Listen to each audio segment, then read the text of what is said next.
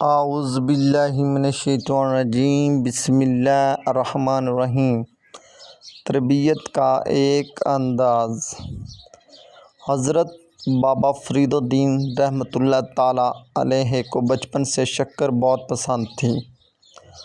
والدہ محترمہ نے پہلی بار آپ کو نماز کی تلقین کی تو فرمایا، بیٹا نماز پڑھا کرو، اللہ پاک راضی ہوتا ہے اور عبادت گزار بندوں کو انعامات سے نوازتا ہے۔ تم نماز پڑھا کرو گے تو تمہیں شکر ملا کرے گی۔ آپ رحمۃ اللہ تعالیٰ علیہ جب نماز ادا فرماتے تو والدہ آپ کے مصلے کے نیچے شکر کی ایک پڑیا رکھ دیا کرتی۔ آپ رحمۃ اللہ تعالیٰ علیہ پابندی سے نماز ادا فرماتے اور نماز کے بعد شکر کی صورت میں اپنی دلی مراد کی تکمیل کا نظارہ اپنی آنکھوں سے ملاحظہ فرماتے۔ ایک دن آپ کی والدہ محترمہ مصروفیات کے باعث جائے نماز کے نیچے شکر رکھنا بھول گئیں۔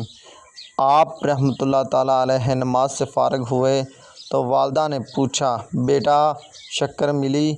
سعادت مند بیٹے نے عرض کی، جی ہاں، مجھے ہر نماز کے بعد شکر مل جاتی ہے۔ یہ سنتے ہی آپ رحمۃ اللہ تعالیٰ علیہ کی والدہ اشکبار ہو گئیں اور غیبی مدد پر دل میں اللہ پاک کا شکر ادا کرنے لگیں۔